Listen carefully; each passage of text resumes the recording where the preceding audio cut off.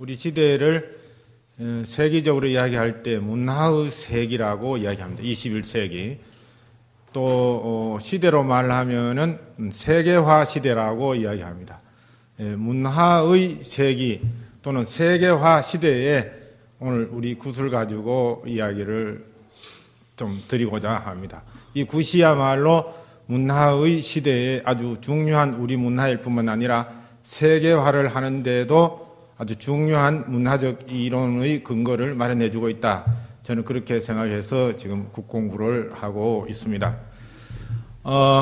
프랑스에서 대입 논술고사가 있는데 그 논술고사를 바칼로레아라고 이야기합니다. 저는 뭐 해가 잘 돌아가지 않습니다만 그 시험 문제 중에 한때 어떤 문제가 나왔냐 하면은 종교 없는 사회는 가능한가 하는 이런 문제가 나왔어요. 그래서 그 문제에 대한 답은 뭐 정답이 따로 있는 게 아니고 논술고사에 정답이 따로 있는 게 아닙니다. 사회가 가능하면 가능하다, 불가능하면 불가능하다 하는 것을 자기가 논리적인 추론을 통해서 이제 정교하게 입증하는 글을 설득력 있게 쓰면 되죠.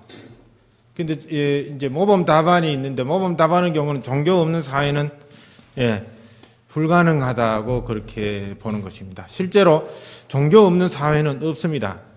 한때 그 막스가 유대인에 관한 문제라는 책을 쓰면서 거기에 종교는 인민의 아편이라고 이렇게 써서 사회주의 국가에서는 종교를 없앴습니다. 근데 지금 북한에도 보면은 사찰이 있고 스님도 있고 또 기독교도도 있는 것으로 지금 알려져 있습니다. 제가 1990년에 러시아에 갔는데 러시아에 그때 이제 소연방이 해체되는 그런 시기였었는데 그 이전 시기였죠. 상당히 이제 종래의 그 냉전 체제에서 벗어나서 뉴싱킹 그러니까 신사고 이렇게 이야기하고 개방 이렇게 해서 체제가 흔들리던 시대였습니다. 그래서 사회주의 체제가 흔들리자 제일 먼저 옛날에 어떤 그 전통이 되살아나는 것이 러시아 정교회입니다. 종래의 러시아 정교회는 그동안 유치원으로 쓰이든지 또는 심지어 어떤 마을의 경우는 그 교회 건물이 창고로까지 이용이 됐는데 그때 가보니까 이미 그것이 수리돼 가지고 이미 이러이런 교회에 나가는 주민들이 많이 생겨났어요. 그러니까 그동안 그 체제가 억눌렸기 때문에 잠복해 있어서 그렇지 결국은 그 종교는 지속되어 왔다는 사실을 알 수가 있습니다. 그래서 이 종교 없는 사회는 가능하지 않다. 왜 가능하지 않는가? 인간은 불완전한 존재이기 때문에 그렇습니다. 그런데 신인간 동물이 있는데 신은 완전한 존재고 인간은 불완전한 존재고 동물도 불완전한 존재입니다. 완전한 존재에게는 종교가 필요하겠지만 불완전한 존재인 인간이나 동물에는 종교가 필요하겠지요. 그 완전한 존재에 대해서 의존해서 자기 삶의 평안을 추구하고 삶의 문제를 신의 힘을 통해서 해결하려고 하는 그런 사고가 있게 됩니다. 그러나 동물은 그런 그 신을 추론적으로 생각할 수 있는 사유 능력이 없습니다. 따라서 신은 완전하기 때문에 종교가 없고 동물은 불완전하지만 그런 그 신을 그런 추론적인 사유력이 없기 때문에 종교가 없습니다. 그러나 인간은 불완전한 존재이면서 그러한 추론적 사유를 가지고 있기 때문에 종교가 있거든요. 그래서 아무리 원시 종족의 경우도 일정한 종교가 있다는 거죠. 그러나 그 종교 체제가 아주 발전된 수준의 것인가, 낮은 상대적으로 더 자연스러운 체제인가 하는 체제의 차이는 있지만은, 종교나 신앙 문화가 없는 인간 사회는 없다고 하는 것입니다. 그래서 저는 인간을 규정할 때 호모 사피엔스 또는 호모 파베르 또는 호모 루덴스 이래가지고 인간이 놀이하는 인간이다 또는 인간은 공작하는 인간이다 인간은 또 지혜로운 인간이다 그렇게 이야기하지만 이것은 오히려 인간을 다른 동물과 구분해서 정리하는 데 한계가 있다고 생각합니다. 왜냐하면 동물도 다 놀이하고 동물도 다 집을 공작할 수 있어요. 까치집 때문에 한전 직원들이 노상 그거 철거하려고 애를 써도 까치들이 전신주에 막 집을 짓는 거거든요. 그러니까 자기들이 필요한 만큼 공작을 한다는 거죠. 그 다음에 지혜롭다고 하는 것도 뱀은 뱀 나름대로 생존에 필요한 지혜를 가지고 있고 토끼는 토끼 나름대로 지혜를 가지고 있다는 겁니다. 그런데 정말 인간과 동물이 구분할 수 있는 중요한 것은 뭐냐 하면 신앙이라는 거죠. 종교라는 겁니다. 그래서 신앙하는 인간, 종교를 가지고 있는 인간, 제 나름대로 호모 빌리프 또는 호모 릴리저스 이렇게 이야기하는데 이런 것은 학계에 통용되는 용어는 아니고 그렇게 이야기할 수 있습니다. 거기서 이 주제하고 조금 빗나가서 인간에 대해 조금 더 이야기하면은 호모섹슈얼리티라고 이야기했어요. 또는 호모 에로티카. 인간만이 섹스를 그 자체로 즐기는 존재다 이거죠. 모든 동물은 물론 모든 동물이라고 규정했을 때는 좀 주제 넘은 이야기지만은 동물은 생식이 필요할 때만 섹스를 합니다. 다시 말해서 생리적으로 자녀를 잉태할 그 시기에 들어갔을 때만 암컷이 발정을 하게 돼요. 그래서 수컷은 다른 암컷과 늘 하기 때문에 일정한 주의가 없지만 암컷의 경우는 반드시 이 생리 주의가 있어서 호랑이 같은 경우는 암호랑이는 평생에 한 번만 섹스를 하고 또 그래서 새끼를 낳습니다. 그래서 암컷이 이 자녀를 잉태하는 것과 관계없이 섹스를 할 수가 구조적으로 없도록 되어 있어요. 그런데 사람들은 그거하고 관계없이 섹스 자체를 즐기기 위해서 성행위가 가능하도록 되어 있는 그런 그 존재입니다. 그래서 저는 인간 존재에 대해서 호모 릴리저스 또는 호모 빌리프 신앙하는 인간 이렇게도 규정하지만 호모 에로티카 또는 호모 섹슈얼리티 이렇게 해서 그렇게도 규정을 합니다. 오히려 저는 그쪽이 더 다른 동물과 구분하는데 아주 중요한 인간의 한 특징 중에 하나라고 생각합니다. 그래서 인간이면 누구든지 신앙하는 존재인데 종교를 가지고 있는데 이 세계화 시대에 외국 사람들이 왔다 이거죠. 또 우리가 외국에 갔다 이거죠. 그랬을 때 니네 종교는 뭔가? 인도에는 힌두교가 있고 중국에는 도교니 유교가 있고 일본에는 신토라고 하는 게 있는데 한국에 넌 종교가 뭐가 있느냐 하면 여러분들 뭐라고 대답하세요? 너 찬란한 5,000년의 역사와 문화를 자랑한다고 하는데 니네 종교가 뭐냐? 했을 때 할 말이 없을 것 같죠. 우리의 종교는 학계에서는 무속 또는 무속이란 말이 이 종교라는 것을 인정하지 않는다고 해서 요즘 무교 그렇게 이야기를 합니다. 무당 무자 가르칠 교자 써서 무교라고 이야기하는데 사실은 저는 무속이니 무교라고 하는 것은 배운 사람들이 학계에서 쓰는 말이고 예사 사람들이 일상적으로 쓰는 말은 그게 아니고 그런 말 써서 잘 이해가 안 됩니다. 예사 사람들이 널리 쓰는 말은 굿이지요. 무교의 종교 제2현상을 굿이라고 이야기합니다. 그래서 저는 무속이란 말 대신에 무교라는 말을 쓰다가 요즘 굿이라는 말을 그 자체로 쓰고 굿과 관련된 여러 가지 문화 현상을 한꺼번에 보자. 그런 점에서 굿 문화라는 말을 즐겼습니다. 저는 기독교 또는 불교하는 것을 그 자체로 바람직한 종교라고 생각하지만 그보다 더 중요한 것은 종교 자체를 가지고 교회에 나가는가 불당에 죄를 올리는가 이것보다가 더 중요한 사실은 기독교 문화가 이 사회 생활 속에서 실현되고 있는가? 부처님이 자비가 이 일상생활 속에서 함께하는 거 이게 더 중요하다고 하는 거예요. 예를 들어 기독교 독실한 신자일 뿐만 아니라 때로는 사제자의 목사께서 부정한 일을 하잖아요. 그런 경우는 아무리 기독교를 믿어봐도 소용이 없어요. 교회에 아무리 열심히 나가도 소용이 없습니다. 교회에 나가지 않아도 예수님의 사랑을 실천하고 불교의 어떤 경전을 잘 몰라도 부처님의 자비심을 실천하는 그게 일상생활 속에 다시 말해서 우리 이웃에 교회의 붉은 십자가가 막 밤에 네온살 번쩍번쩍 하지 않아도 그 기독교의 어떤 그 교리가 생활 속에 함께 할 때 그게 정말 중요한 거예요. 그게 기독교 문화거든요. 기독교 신앙은 이때 기독교 문화가 없으면 이거 저는 불행하다고 생각합니다. 그래서 제가 중요하게 여기는 것은 무당이 있고 굿을 하자는 것이 아니고 무당이 하는 그 굿 또는 무당이 하지 않는 이런 굿이라는 것이 있는데 그 굿이 가지고 있는 문화적 현상에 대해서 우리가 어떻게 인식하고 그것을 오늘날 우리 삶 속에 가져가는가, 또는 학자들은 그것을 통해서 어떻게 자기의 학문 이론을 만들어내는가. 여러분들 서양의 기독교 이론 가지고, 기독교 문화 가지고 뭐 방법론이나 이론 개척하면은 그게 자기의 주체적인 이론이 되기 어렵습니다. 그러나 우리 굿을 통해서 문화를 보는 어떤 이론을 만들어내면 그것은 누가 뭐라 그래도 내 이론이고 우리 국학 이론이라고 할 수 있죠. 그래서 세계 학계에서 자기 이론으로, 자기 방법론으로 학자들끼리 서로 주고받고 할 수 있지 않는가, 그런 생각을 합니다. 따라서 미르달이라고 하는 그 경제학자는 말이죠. 그 경제라고 하는 것도 그 나라의 토착문화하고 굉장히 관계가 있다. 그래서 인도의 힌두이즘하고 일본의 신도이즘 이런 것들을 관련해서 경제학 이론을 집필을 했어요. 그런데 우리는 뭐가 있느냐 이 말이죠. 예.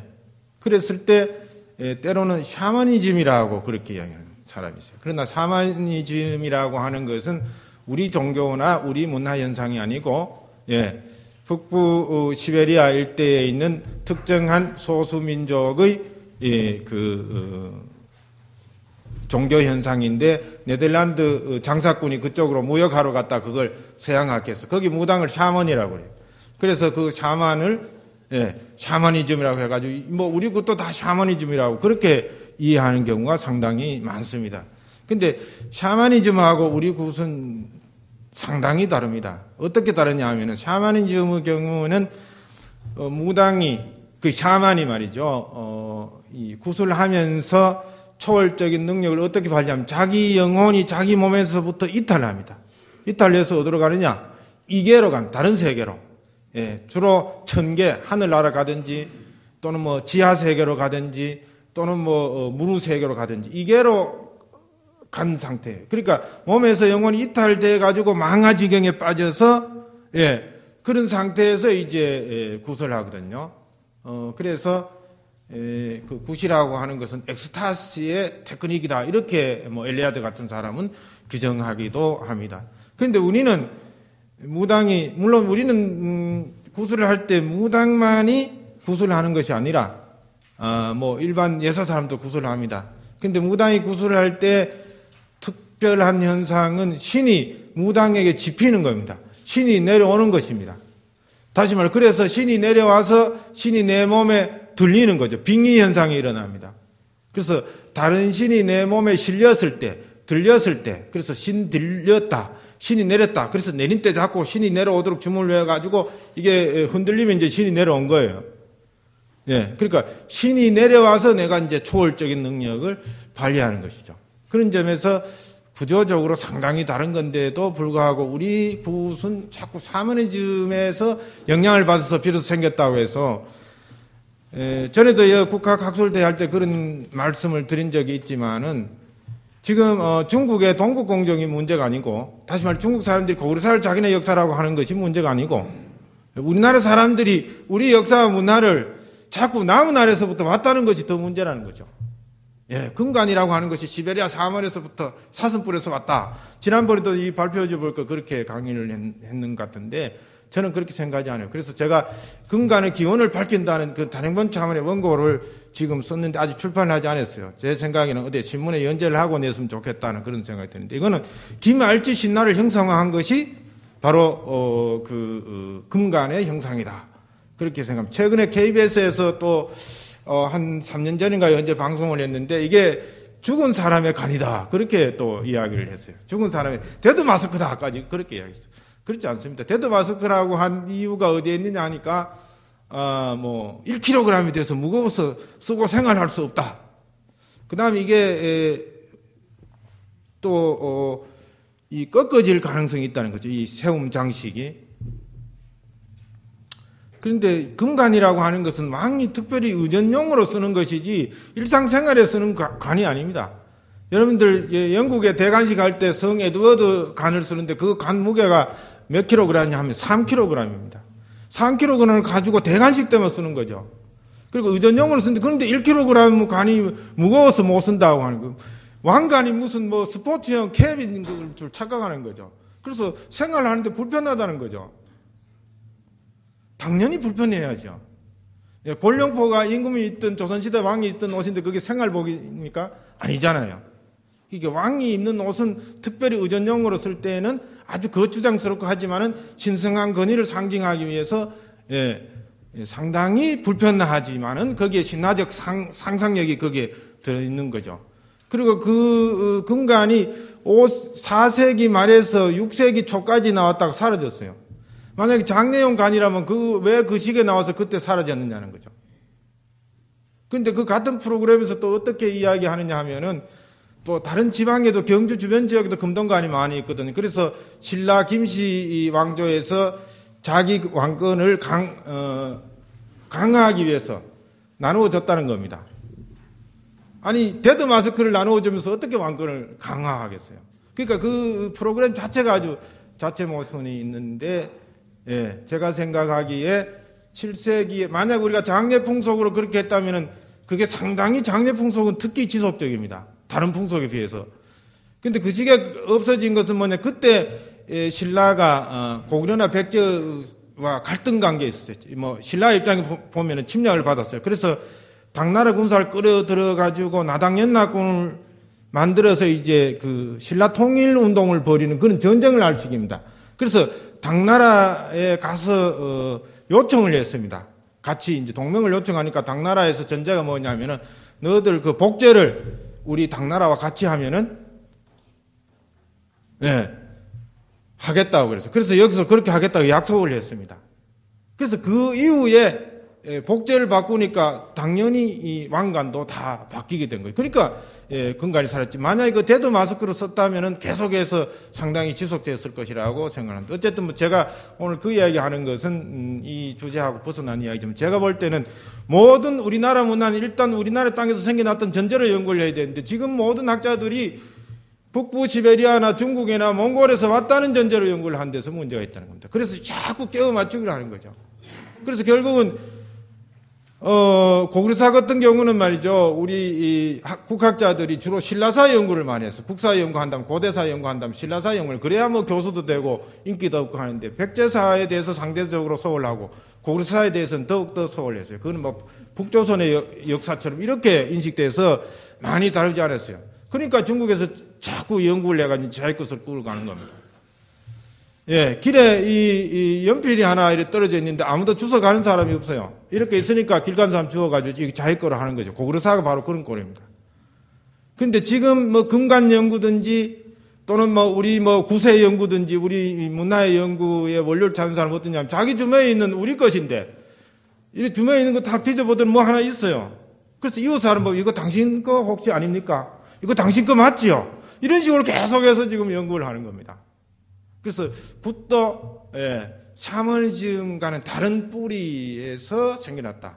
다시 말해서 우리의 구석기 문화는 세계 역사의 그 맥락과 함께 가고 지금 고대 문명의 어떤 새로운 그 고고학적 발굴 유물은 황하 문명의 고대 문화의 발상지라고 하는 황하 문명보다 2000년 이상 더 오래된 것들이 지금 이 땅에서 나오고 있거든요. 따라서 우리 문화의 뿌리를 적어도 우리 땅에서 찾고 우리 문화와 같은 다른 문화가 있으면 혹시 우리 문화가 그쪽으로 가지 않았는가 하는 그런 전제를 한번 연구해보고 그 다음에 그래도 그게 합리적인 증거가 나오지 않을 때는 저쪽에서 문화가 우리 쪽으로 왔구나 이렇게 연구를 하는 것이 도리가 아닌가 그렇게 생각을 합니다. 그래서 앞으로 이 구수의 기원을 밝힌다는 단행본 연구도 제가 한번 해볼 생각입니다. 그런데 이 굿이라고 하면 여러분 당장 뭐 미신이 아닌가 그런 생각을 가지기 쉽죠. 그래서 무속이라고 하지 않고 무교라고 하는 것도 그것도 하나의 종교다. 불교, 유교와 같이 기독교와 같이 그래서 무교라는 용어를 한자말로 쓴다면 저는 그렇게 쓰는데 일단 뭐 우리가 종교 이론에 대해서 뭐 거창하게 이야기하기 전에 쉽게 어떻게 종교 체계하고 비슷한가 같은가 하는 것들을 말씀드리면 이렇습니다. 모든 종교에는 교조가 있습니다. 그래서 하느님이라든가 뭐 부처님이라든가 있는데 기독교에는 교조가 누구인가? 아니 우리 그 무교에는 구세서는 교조가 누구인가? 무조가 있습니다. 뭐 삼신구설 할 때는 삼신이 성주 구술할 때는 성주가, 그러니까 유일신이 아니고 여러 그 구술할 때 그 종교의 그 신앙의 중심되는 신이 있다고 하는 거죠. 그러니까 무조신이 다양하게 존재하고 있습니다. 그 다음에 모든 종교는 경전이 있죠. 성경이 있거나 불경이 있거나 뭐 코란이 있거나 그런데 우리 굿에서도 경전이 있습니다. 그 경전이 기록으로 정리되어 있는 것이 드물어서 마치 없는 것처럼 보이는데 기록으로 정리되어 있는 경전이 무경입니다. 그래서 무당이나 또는 안정굿을 하는 사람들은 그 무경을 읽습니다. 그걸 독경한다고 그러잖아요. 스님들이 저 올릴 때 뭐 이 불경이 듣고 이런 것과 마찬가지입니다.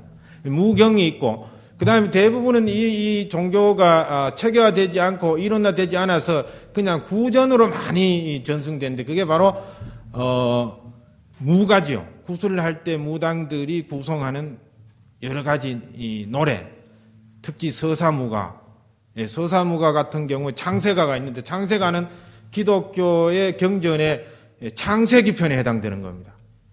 그러니까 그런 경전이 다 있다는 거죠. 그거 기록해서 남겨뒀느냐 안 하느냐 그런 차이일 뿐이죠. 그래서 무경이 있습니다. 그럼 사제자가 있느냐? 목사님, 스님, 신부님, 뭐 이런 분 같은 그 무당이 있잖아요. 사제자는 확실하게 있죠, 여러분들. 무당, 특히 뭐 남자 무당은 무격이라고도 이야기를 하고.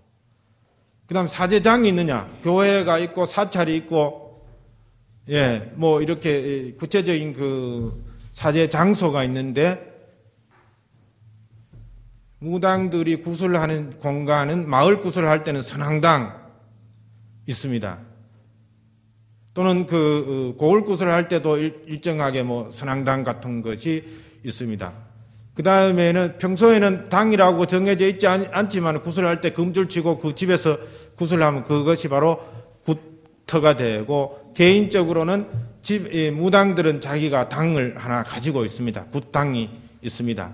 그래서 그 자연스러운 종교 의식이기 때문에 이 기성 종교처럼 뭐 성당이라든가 교회라든가 사찰이라든가 뭐 여러 가지 사원이 특별히 이렇게 우름하게 있지 않지만은 제주도 가면 서귀포 본향당 당집이 바로 살아있는 사제장이다. 그렇게 이야기할 수가 있습니다. 실제로 여러분들 그리스 같은 데 가면 큰 신전이 있잖아요. 큰 신전이 지금 대부분 다 허물어지고 큰 석조 기둥이 우뚝우뚝하게 남아있고 그리스에 간난 뭐 관광이나 여행할 때 사진빨 잘 받는다고 그런 거 많이 보여주잖아요. 그런데 거기 가면 신이 있느냐? 신이 없어요, 지금. 신을 믿는 사제자가 있냐? 없어요. 그냥 옛날 유적으로서의 큰 돌기둥 이런 거, 이거는 뭐 그냥 해체하지 않으면 그대로 남아있으니까 그냥 있을 뿐이에요. 그런데 우리의 마을의 당집에는 가면은 무당들이나 마을 사람들이 아직도 신을 모시고 있고 정월 대보름날 당굿을 하거나 제주도 같은 데는 무당들이 와가지고 그 당굿을 한다는 거. 실제로 살아있는 신앙의 모습이 그대로 있다는 거죠. 진짜 관광거리는 그냥 옛날에 이게 무슨 신전이었는데 이게 기둥이었다 하는 돌기둥 그걸 보는 게 아니고 실제로 굿하는 걸 봐야 정말 그게 관광거리라고 하는 거죠. 그런 점에서 우리의 굿의 전통에 대한 재인식이 필요하다. 여러분들 당군만검이라고 하잖아요. 그렇죠? 고조선의 시조 당군만검, 환인천재, 환웅천왕이라고 그러죠. 그런데 우리는 그냥 편의상 환인, 환웅, 당군이라고 이야기하는데 삼국유사는 그렇게 기록해놨어요. 그런데 환인 천재라고 했을 때 천재는 하늘의 황제지요. 그 다음에 그 아래 환웅천왕은 하늘의 왕입니다. 그러니까 천재와 제후의 관계에 있어서 그런 위계 질서가 있어요. 그런 걸 나타내고 환인은 뭐냐? 그럼 환웅은 뭐냐? 제 생각에는 삼국유사의 모든 기록은 한문 문법에 정확하게 일치하는 것이 아니라 이두라든가 뭐 그런 향찰에 의해서 우리식 한문법으로 되어 있어요. 그래서 삼국유사는 한문 문법으로 해석을 하면은 해석할 수가 없습니다. 그런데 바로 천재니 천왕이니 왕검이니 하는 것은 한문 문법에 의한 그 직위를 써놓은 거고 환인, 환웅, 당군은 우리말 전통에 의해서 소리 나는 대로 적은 것입니다. 이두나 향찰은 우리말을 그대로 한자어로 만들어낸 거죠. 환인이라고 하는 게 뭐냐? 환인.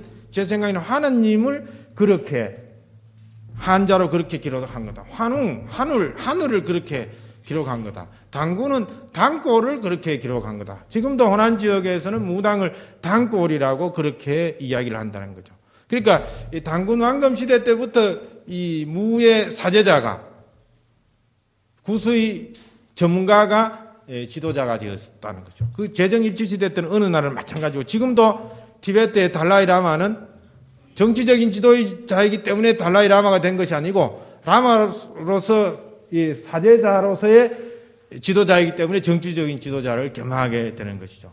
그 당군의 무속적인 전통이 남매 차차원까지 계속됩니다. 물론 그 이후에까지도 계속되면서 점점 이제 정경 분리가 이루어지지만은 남매 왕을 남매 차차웅이라고 하는데 그 차차웅이라는 것이 바로 무당을 뜻한다고 그렇게 풀이를 하고 있습니다. 중을 뜻한다, 무당을 뜻한다. 그렇게 풀이를 하고 있습니다. 그러니까 우리의 그 전통은 그렇게 오랜 역사를 가지고 있는데 그 굿에 대해서 우리가 제대로 모르고 우리가 한국인이라고 할 수 있는가.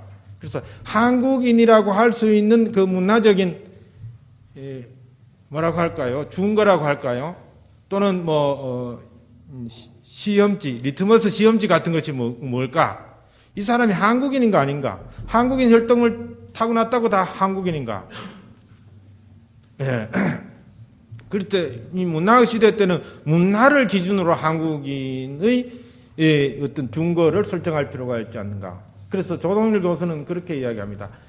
한국말을 알고 김치를 잘 먹고 그다음 판소리를 이해할 수 있는 능력을 가지고 있어야 한국 사람이라고 할 수 있다. 그렇게 어느 글에 썼었어요. 근데 저는 그거 아주 상당히 중요한 정보다고 생각했는데 판소리는 좀 곤란하다는 그런 생각이 들어요. 왜냐하면 판소리는 17세기 이후에 생겨난 우리 문화일 뿐만 아니라 호남 지역에서부터 생겨나서 아직도 안동 지역만 하더라도 판소리 문화가 없어요. 그렇기 때문에 안동에서는 판소리 공연하면은 이 관중들이 호응이 없습니다. 그래서 임진택 씨가 안동에 와서 똥바다 공연을 하는데 똥바다 공연을 하니까 안동 사람이 가만히 듣기만 하고 있어요. 그래서 하다가 공연을 중단했어요. 판소리 공연하면 주임새를 넣어야 되는데 그렇지로 잘한다. 아무 이래야 되는데 그런 걸 안 하고 가만히 듣기만 하고 있어요. 그래서 주임새 연습을 시켜가지고 다시 공연했다. 그러니까 아멘 해야 되는데 기독교 신자들 가운데는 아멘 하는 사람도 있고 예. 그러나 그런 주임새가 있어서 가는 공연을 끝까지 나중에는 밀고 갔지요. 그러니까 그 문화라고 하는 것이 한정되어 있습니다. 역사적으로나 지리적으로나 한정되어 있는 판소리. 그래서 판소리까지 안다고 하면 이건 상당한 전문적인 수준의 한국인이에요. 문화적 소양이 깊은. 그러나 굿은 이제부터 당군 시대 때부터 우리나라 전역에 굿 안 하거나 모르거나 하는 사람들은 거의 없었다는 거죠. 예. 그래서 저는 적어도 한국인이라면은 한국말 잘할 수 있고 김치도 즐기고 그 다음에 굿에 대해서는 알고 있어야 되지 않는가 하는 그런 생각을 하고 있습니다. 그래서 굿이 인도에 힌두교가 있고 일본에 신도가 있듯이 한국에는 굿이 있다. 굿 문화가 있다. 적어도 무교라고 하는 종교가 있다고 하는 것을 우리가 재인식할 필요가 있다고 하는 것이죠. 그런데 이 굿은 대부분의 사람들이 자꾸 이 미신이다. 그래서 일제 식민지 시대 때 미신 타파 운동이 일어났습니다.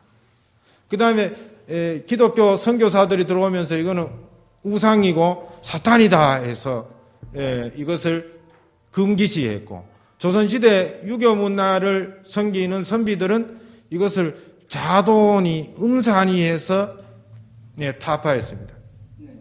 그래서 지배자의 종교는 말이죠. 언제든지 정교입니다. 정복자의 종교는 언제든지 자기네 종교가 정교예요. 그러나 피지배자 또는 식민지의 종교는 언제든지 미신이거나 또는 우상이 되고 또는 사교로 된다고 하는 거죠. 기독교도 한때는 로마가 지배할 때는 기독교도 뭐에 됐어요? 그건 사교였습니다. 네, 마찬가지로 불교도 정상적인 종교하잖아요. 세계적인 종교인데도 불구하고 조선조, 유교가 국교화되어 있던 조선조 시대 때는 유교 지배 집단에 의해서 불교는 좌도로 간주되어서 사사역파, 그래서 절을 막 혁파시키는 그런 운동이 일어났다는 거죠. 그런데 우리 이 굿 문화도 마찬가지로 기독교 들어오면 기독교에 의해서, 일제가 들어오면 일제에 의해서, 또 유교가 들어오면 유교에 의해서, 불교가 들어오면 불교에 의해서 끊임없이 이 사교나 자도로 또는 미신으로 몰렸다고 합니다. 미신이라는 말은 원래 우리나라 사전에 없는 말입니다. 옛날 문집에 미신이라는 말이 없어요. 어느 기록에도 미신이 없는데 언제부터 있었느냐? 일제 식민지 강점기 이후에 미신이라는 말이 비로소 생겼습니다. 여러분, 미신이라는 말이 무슨 말입니까? 예, 미신함 또는 어떤 이게 주술이라고 그러잖아요. 주술인이 미신이라 하는 것은 과학성이 없다는 겁니다. 합리성이 없다는 겁니다. 그런데 무슨 어떤 종교에 과학성이 있고 합리성이 있는 종교가 어느 종교가 있어요? 그 정신은 사랑이니 자비니 유교 같은 거는 어짐을 강조하거든. 이런 정신은 아주 고귀하고 그렇지만 그것을 실제로 우리를 종교를 믿게 하는 것은 그 정신 때문에 믿게 하는 것이 아니라 무엇 때문에 믿게 하느냐면 초월적인 어떤 것 때문에 믿게 하는 겁니다. 다시 말해서 기독교 같으면 기적이 있어야 돼요. 종교적인 신인성이 있어서 그것을 믿게 하는 것입니다. 조상 제사를 잘 지내야 우리가 복을 받는다 하는 것이 적어도 유교적인 어떤 그 논리 속에서 존재하는 거죠. 그런데 조상 제사 잘 지낸다고 그 후손이 잘 됐다고 하는 것을 과학적으로 어떻게 입증할 수 있어요? 예. 하나님의 기적이 과학적으로 입증된다면 그건 기적도 아니고 과학적으로 입증된다면 아무도 그 기독교를 믿을 사람이 없습니다. 예. 불교나 기독교의 여러 가지 법문 또는 경전의 어떤 설화라든가 이런 것 속에서 안전벨도 고쳐주고 이 장님도 눈뜨게 하고 하는 이런 초월적인 경리 때문에 비과학적인 초월성 때문에 우리가 신앙을 하게 되는 겁니다. 그거 없는 종교는 종교로서 재구실을 할 수 없고 믿는 사람도 없어요. 여러분들 한때 휴거 믿는 이 종교단체 봤죠? 몇월 며칠 날 지금 제 그 연도는 있었지만 그때 다 휴거 된다고 해가지고 막 열광하고 제가 볼 때는 거의 광신인데 그때 아무 일 없이 지나갔잖아요. 그럼 그게 완전히 해체됐을 것 같지요? 해체되지 않아요. 휴거기 때문에 저거 엉터리여서 우리는 안 믿는데 믿는 사람은 그것 때문에 믿는 거예요. 그 모든 종교는 그런 걸 가지고 있다는 겁니다.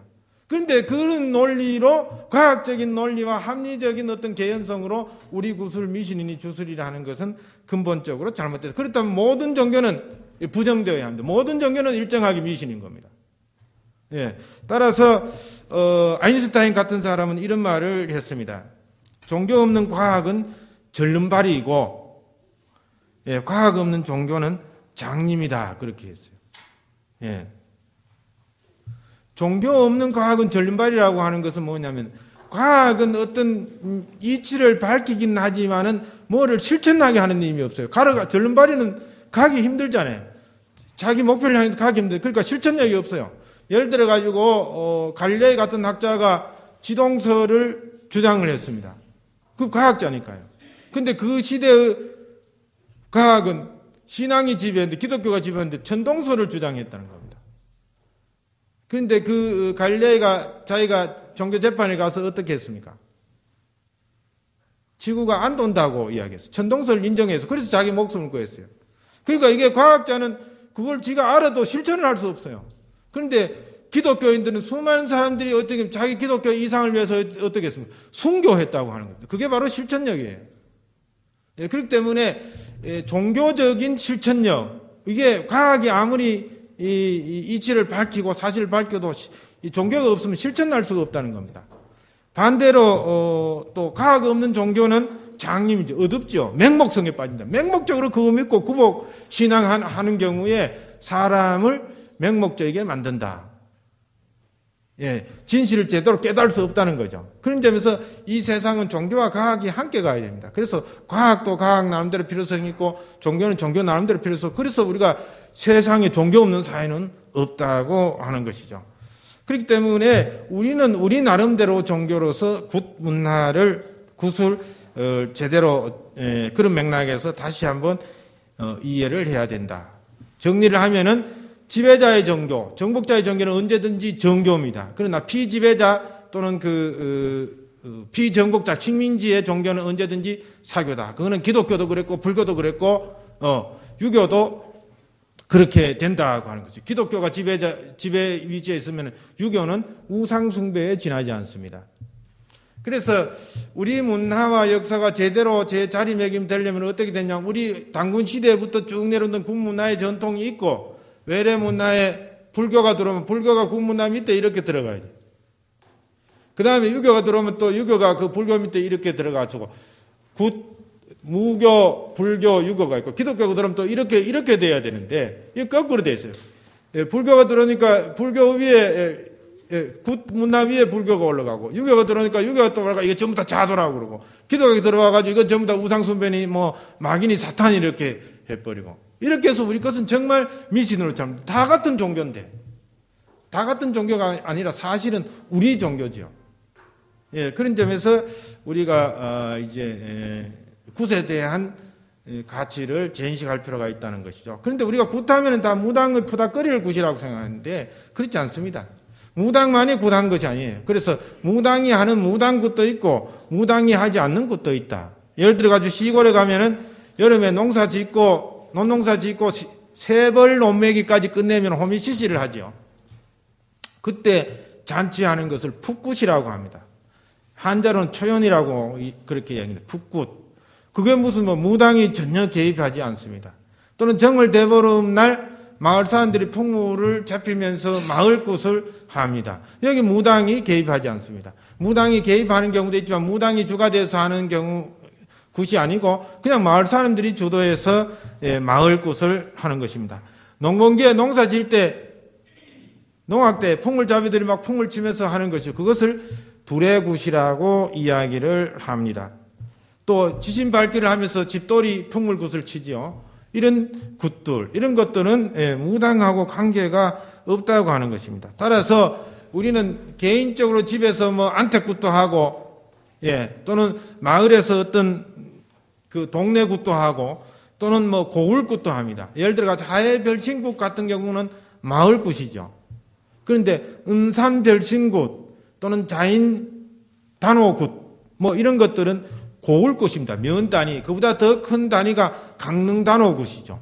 거의 군 이상의 큰 단위, 거의 뭐 도청 소재지에서 하는 것 같은 그런 아주 상당히 큰 단위의 굿이 있고, 그 다음에는 나라굿도 있었습니다. 그래서 불교에서 왕실의 나라의 그 기원을 비는 그런 그 불교 의례를 하는 특별한 스님을 국사라고 있잖아요. 나라 국자 써가지고 스승사자 써서 국사라고 하는데, 무당도 나라 무당이 있어서 국무가 제도적으로 있었다고 하는 것입니다. 그래서 우리가 굿하면 무당이 뭐 남은 병이나 고쳐주고 재수굿이나 해주고 집안에서 작게 뭐 동당동당하는 이런 것만 생각하는데, 지금은 그런 사회적인 큰 굿들이 억압에 의해서 사라지고 없어져가지고 그런 것만 지금 남아있어서 그렇지, 작게는 특정 개인의 병굿에서부터 집안의 재수굿, 그 다음 마을의 번영을 기원하는 마을굿도 특별히 몇 년 만에 한 번씩 하는 별신굿, 그 다음에 고을굿, 나라굿까지 다 있었다는 거죠. 지금 기독교 신앙도 마찬가지잖아요. 집안에 와서 뭐 집에서 안수 기도해야 하죠. 가정 예배 보잖아요. 그런 어느 개인이 아프면 개인이 목사님 와서 뭐 안수 기도해주고 그렇잖아요. 거기서부터 대통령하고, 요즘은 뭐 대통령하고 그런 거 잘 안 보이는데 얼마 전까지만 하더라도 대통령하고 뭐 조창 기도해 뭐 이런 거 하잖아요. 뭐 유명한 목사님들하고 같이 모여가지고, 또 불교에서도 뭐 통일법회 이런 거 하잖아요. 그게 나라굿이죠. 나라 법회잖아요. 그런 측면에서 이 굿도 그와 같은 체계를 다 갖추고 있다고 하는 것입니다. 그래서 굿이라고 하는 무당들이 하는 푸닥거리다 이렇게 생각하는 것은 굿이 왜곡되어 가지고, 원래는 국무까지 있고 나라굿까지 고을굿까지 신명풀이 하는 막 여러 가지 굿이 다양하게 있었습니다. 그래서 그 굿 속에서는 제2주술적인 것도 있었지만은 예술적인 것도 있고 연극적인 것도 있고 음악적인 것도 있고 때로는 뭐 상당히 전투적인 그런 내용도 있었다고 하는 것입니다. 그래서 우리가 그 굿이라고 하는 것을 속임수 과학이다, 혹세무민하는 것이다, 미신이고 주술이다 이렇게 하는 편견에서부터 우리가 해방되어야 한다. 그래서 우리 사회 행정 단위별로 이 굿이 과거에 다 있었고, 그런 그 주술에 대해서 편견을 가진 사람들이 서양에서나 동양에서는 늘 있었지만은 이런 것에 대해서 잘못된 점을 지적하는 또 서양학자들의 연구 논문도 상당히 있습니다. 예를 들어서 에드문드 리치 같은 사람들은 그 제임스 프레이저가 그것을 주술이라고 한 것에 대해서 상당히 주술을 속임수 과학이라고 그렇게 규정한 것에 대해서 상당히 비판을 했습니다. 주술이라고 하는 것을 이 과학적인 기준으로 이야기해가지고는 안 된다는 거죠. 과학하고 주술하고는 원래 다른 차원의 문화라고 하는 것이죠. 이를테면 주술은 어떤 세계의 상태를 형이상학적 수단에 의해서 변화시키는 표현적 행위라는 겁니다. 그런데 과학이라고 하는 것은 뭐냐? 세계를 물리적 수단에 의해서 변화시키는 기술적 행위라는 거죠. 여러분들 김지아 씨가 민주주의에 오라 하는 시를 썼어요. 민주주의 오라 하는 시 써가지고 민주주의 왔습니까? 안 왔죠. 그 시가 뭐 민주주의를 오게 하는데 작은 거기 때문에 과학적인 그건 아니에요. 그렇다고 해서 그거 주술이라고 할 수 있냐 이거죠. 형이상학적인 표현 행위입니다. 그냥 문학적인 표현 행위죠. 그러니까 종교라고 하도 마찬가지입니다. 여러분들 기독교회가 통일법회 수없이 했다고 통일됐어요? 아니 통일 안 됐지만은 그러나 그것이 통일에 이바지하고 통일에 대한 공감대를 형성하고 하는데 상당한 기능은 했다고 하는 그런 것을 가지고 이 기술적인 행위, 물리적인 변화를 하는데 이거를 틀면 이거 열리잖아요. 이 연리가 이런 행위하고 형이상학적인 표현 행위를 같은 경우로 보면은 안 된다고 해서 그거는 속임수 과학이 아니다. 그거는 과학과 다른 종교의 세계로 인정을 해야 된다. 그렇게 해석을 했습니다. 그래서 우리가 구술 1차적으로 보면은 주술이자 종교적인 제의지만은 2차적으로 보면은 상당히 예술성을 가지고 있다고 하는 것입니다. 여러분들이 무당들이 구술할 때 기본적으로 무가 노래를 부르고 춤을 추잖아요. 그러면서 우리 풍물 악기를 두드립니다. 최소한의 적어도 악기를 연주하고 노래를 부르고 춤을 추는 행위를 한다는 거죠. 거기에 우리 전통 음악, 전통 문학, 그 노래의 사설 같은 서사무가 같은 우리의 문학, 우리의 신화 문학이 거기에 있거든요. 그 다음에 또 우리의 춤, 그리고 굿할 때 그냥 하는 것이 아니라 굿판의 장식에 보면은 아름다운 꽃, 여러 가지 배, 연꽃, 여러 가지 양식을 이 종이로 오려가지고, 또는 그 무신도 그림이 있습니다. 그래서 회화, 우리 무화, 그러니까 그 회화 예술의 어떤 전통을 이어가고 있고, 또 그 지화. 그래서 우리 무당들이 이 지공예에 관해서 먼저 관심을 가진 것은 사실은 일본인 학자들입니다. 우리 이 지공예 연구가들 나중에 이제 굿판에 가서 연구를 했었는데, 일본 학자들이 우리가 한 대학원 다닐 때 별신구 조사하러 가면 일본 학자들이 와가 지공예 전문가들이 그것을 조사하고 연구를 해가지고 가는 것을 우리가 볼 수가 있었어요. 그러니까 그런 예술, 그 다음에 우리가 장수구 했다 그때 장순 같은 건 조각예술이잖아요. 하회별신구 때문에 뭐가 있습니까? 하회탈이 있습니다. 하회탈은 세계적인 조각예술입니다. 그래서 브리타니카 대백과사전에도 사진이 실려 있을 정도로 아주 특별한 조형예술인데 그런 조각예술도 다 굿에서부터 비롯됐습니다. 그래서 굿은 일정한 예술성을 가지고 있다고 하는 것입니다. 그런데 굿은 그런 주술성과 예술성만 가지고 있는 것이 아니라 일정한 변혁성을 가지고 있다고 하는 것입니다.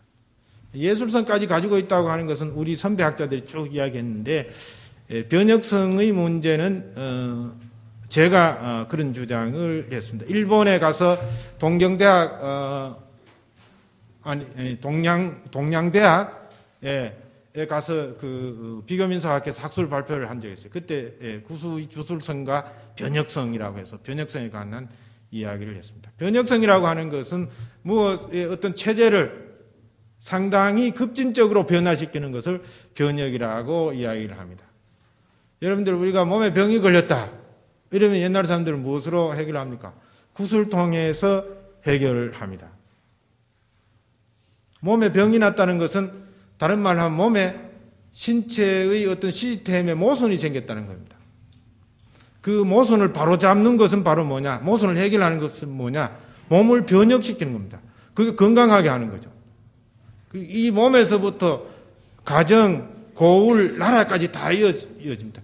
나라에 질병이 있다고 하는 것은 바로 나라의 사회적 모순이 있다는 거죠. 그 모순을 해결하는 것, 그것이 바로 일정한 변혁성이라고 하는 것이죠. 여러분, 닥터 노만 베슨 이야기 혹시 들어보신 적이 있습니까? 노만 베슨은 원래 의사였어요. 의사였는데, 예, 이 병을 치료해가지고는 진짜 병이 안 난다는 거죠. 예. 결핵 환자는 두 가지 종류가 있어요. 부자 결핵 환자와 가난한 결핵 환자. 부자 결핵 환자는 치유해서 나는데 가난한 결핵 환자는 죽습니다. 그 이술 때문에 그런 게 아니고 경제력 때문에 그렇다는 겁니다. 그리고 이 병을 치료해도 사회에 나가면은 자유롭고 건강한 생활을 못 한다는 거죠. 예를 들어 계급체제 속에서 네 부르셨습니까 하고 이렇게 계속 이렇게 앞에서 몸짓해야 하는 사람, 이게 건강한 사람 몸짓이 아니거든요.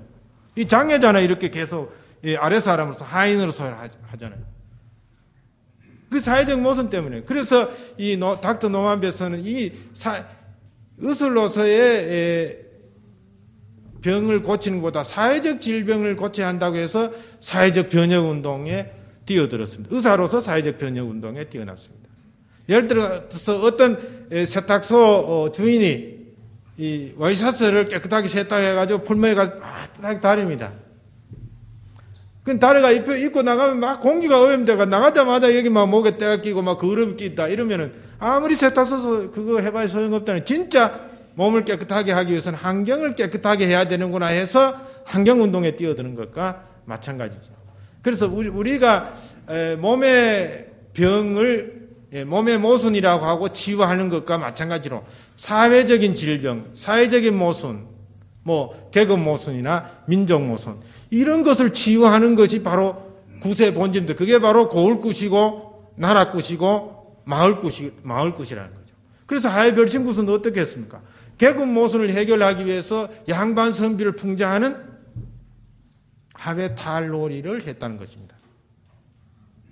그러니까 종래에는 선왕신을 잘 섬기면은 내가 자유롭고 풍요로운 삶을 살이라고 생각했죠. 인간의 아주 두 가지 목표가 자유롭게 사는 거하고 경제적으로 풍요롭게 사는 겁니다. 그래서 농사가 잘 돼달라. 그래 몸에 질병이 없게 해달라.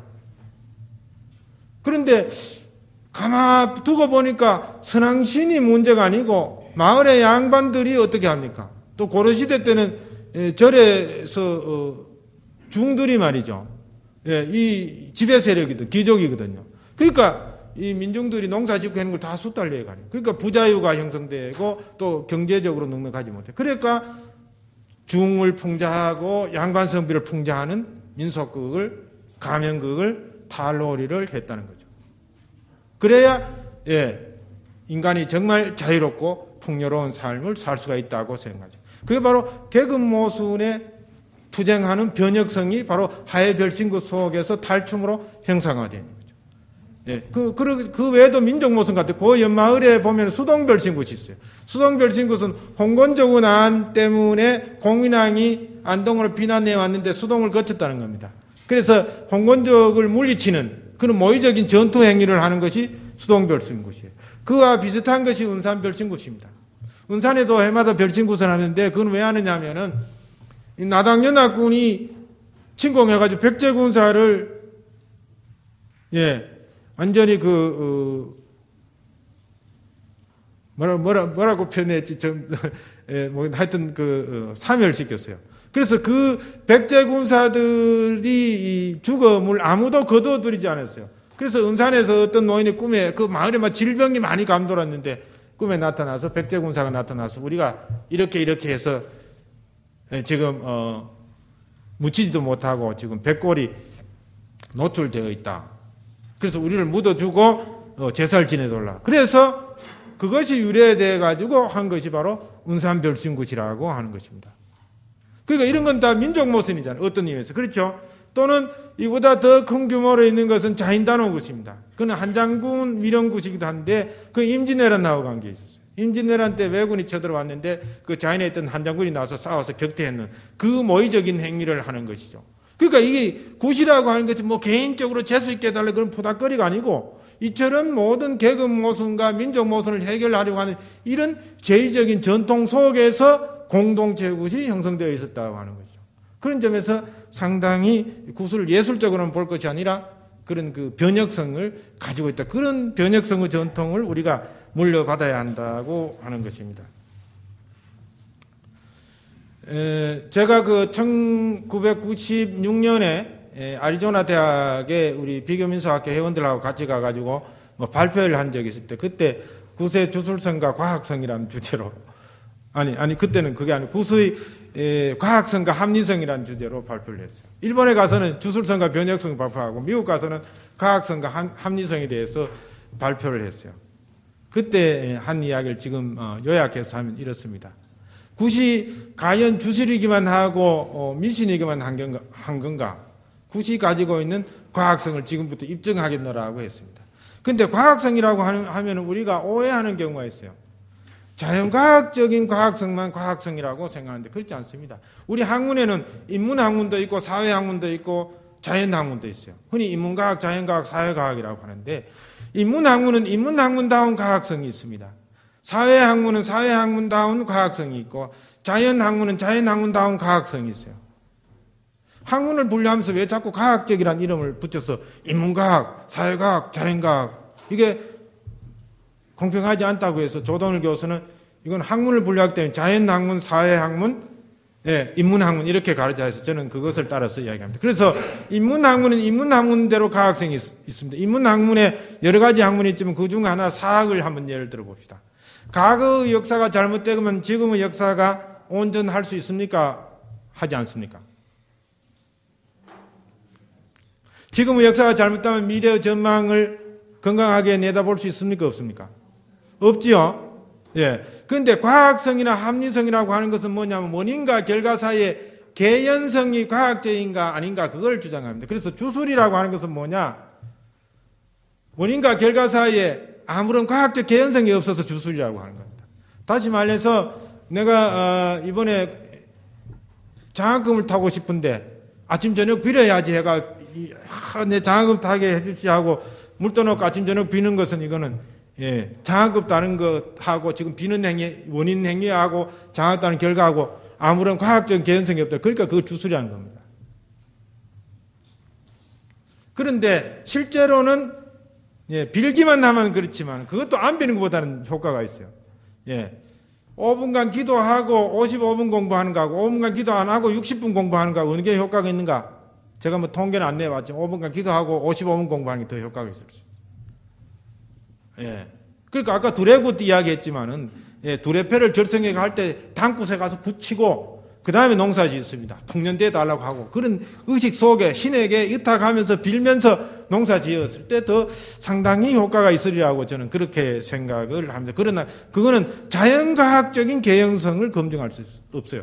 그러나 역사학에서는 당연히 우리가 오늘의 역사의 모순이 어디에 있느냐? 과거의 모순 속에 있다는 거예요. 지금 우리 세계사적으로 가장 또는 한국 사회에서 가장 당면한 현안 문제가 뭐 있느냐? 북핵이잖아요. 그렇죠? 뭐 뉴스마다 그거 나와요. 야, 북한이 정말 대단히 세계화됐다. 저는 그렇게 생각해요. 핵 때문에. 누가 북한을 제대로 알아주겠어요? 그런데 뭐 뉴스마다 미국에서나 어디서나 뭐 뉴스에마다 지금 북한이 나와요. 그러니까 북한하고 김정일은 완전히 지금 세계적인 인물이 됐습니다. 그게 뭐 바람직하든 지금 문화재청장 여러분들 다 알죠? 유홍준이라고. 그 이전에 문화재청장이 알았습니까? 몰랐죠?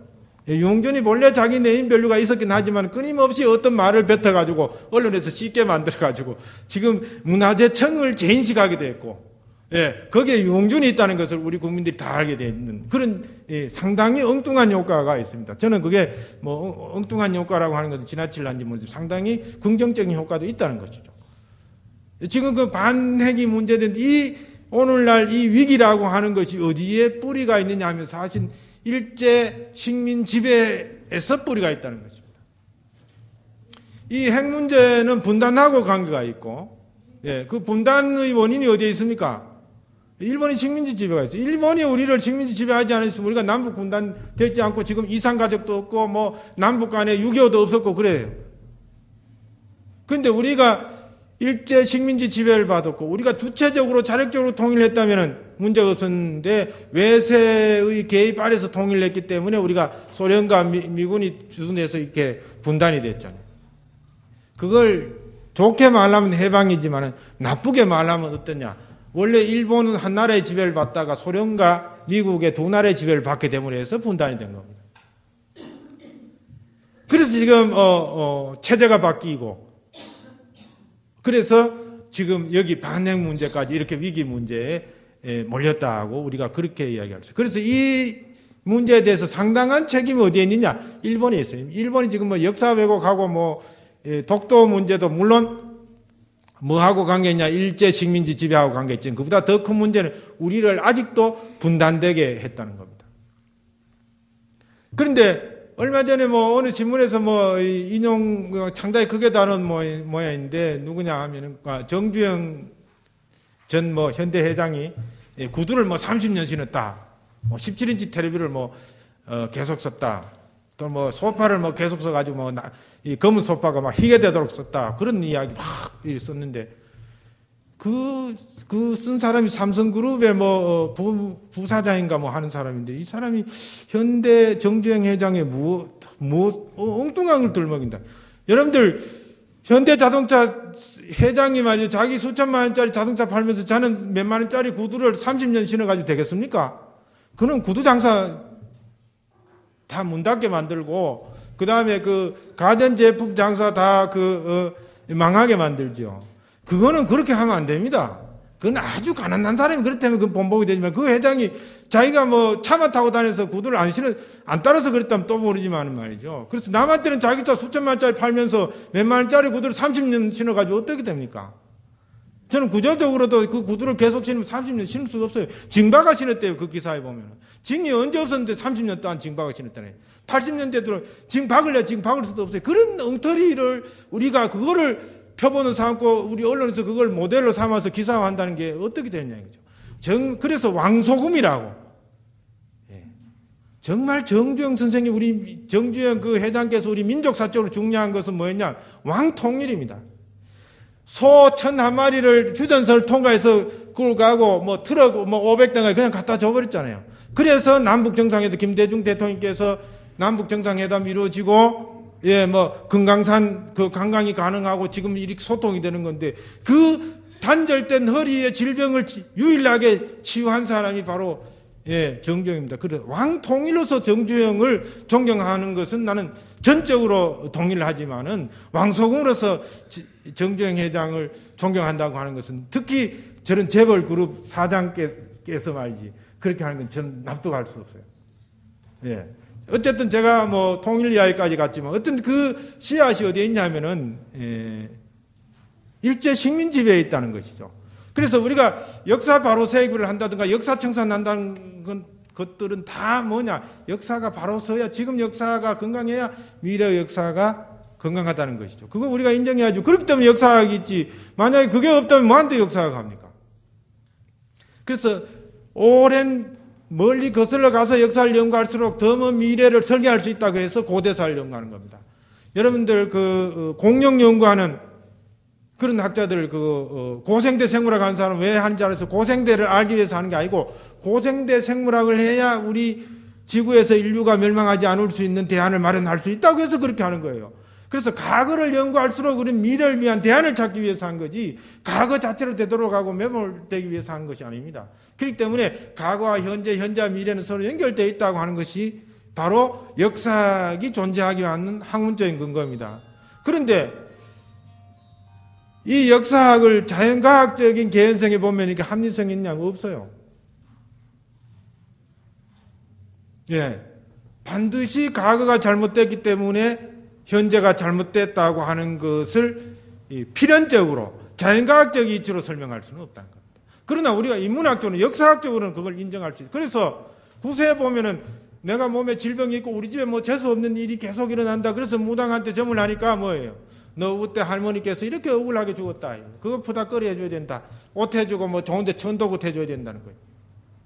그러니까 우리 가족사 중에서 돌아가신 조상 중에서 정말 억울하고 한맺혀 죽은 조상인데 그거 나 몰라라 하고 내가 열심히 산다고 해서 잘 풀리지 않는다는 겁니다.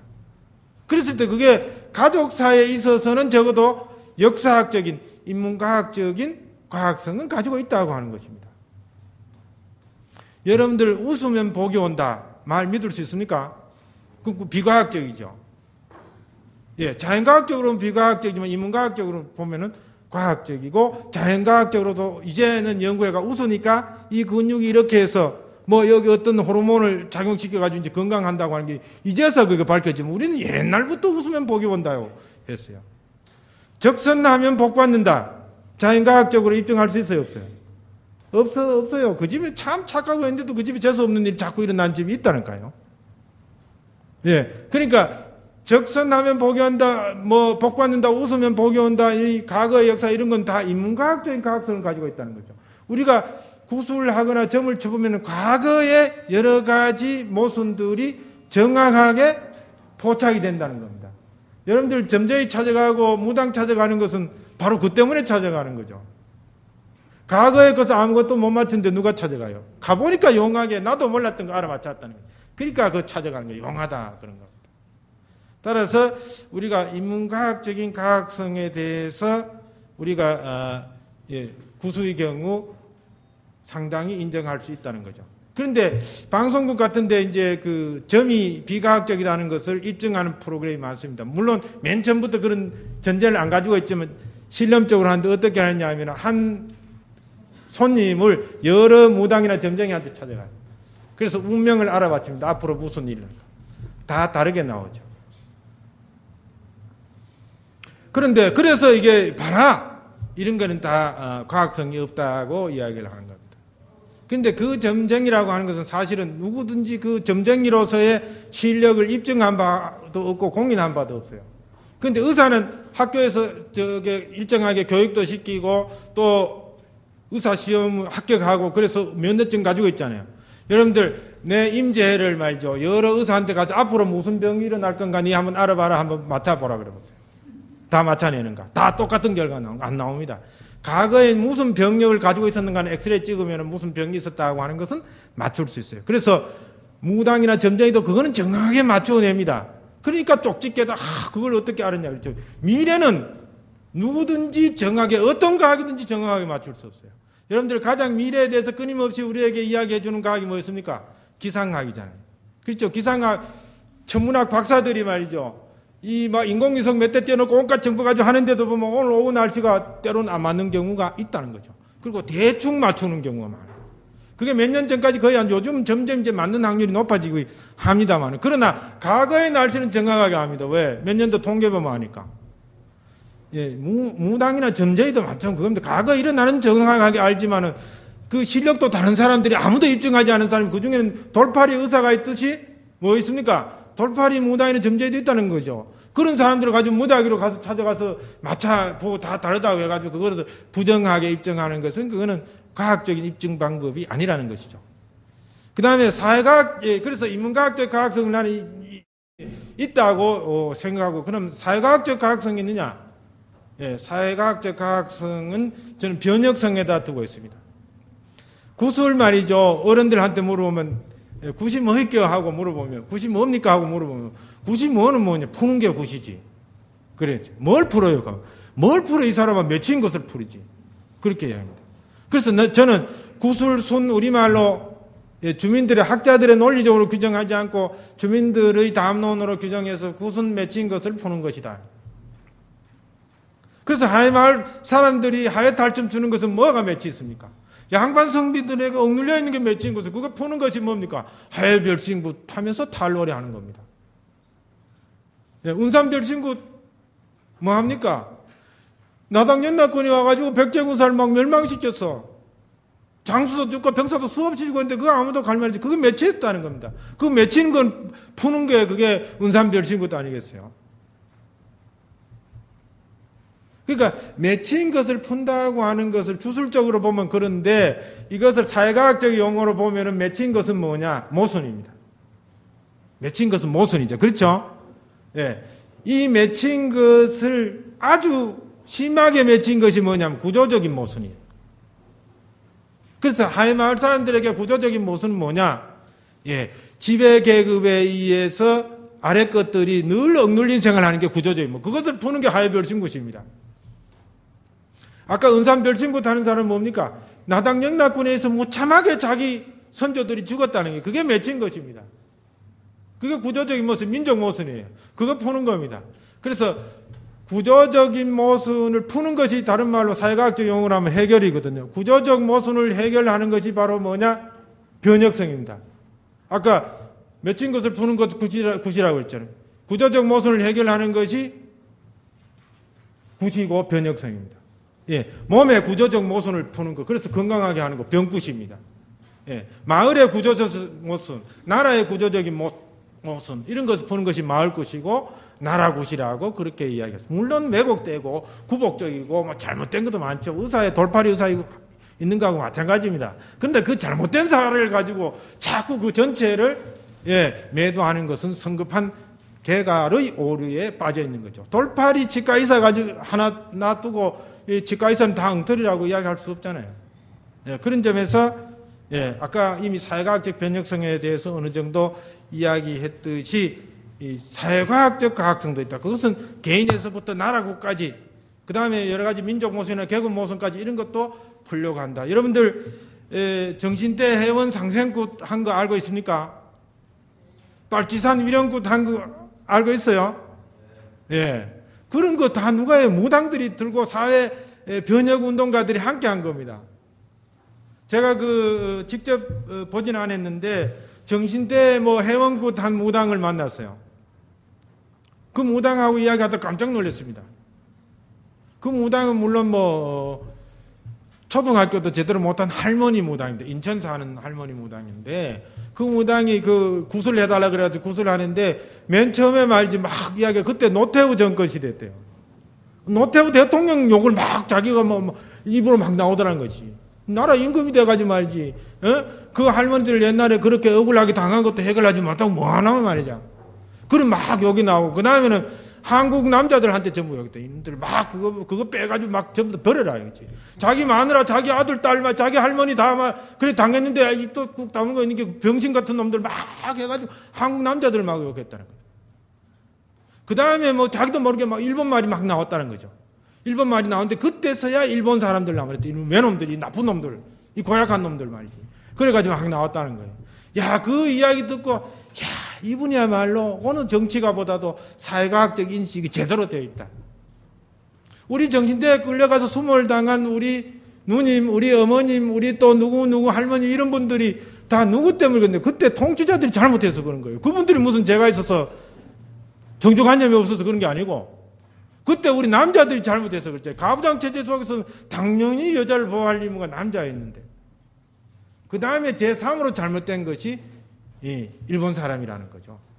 저는 그 진술 속에서 그걸 읽었고 이 사람이 자기도 모르게 막 일본어가 나왔다고 하는, 그래서 어떤 신이한 종교적인 영험이 있다는 사실을 알게 되었습니다.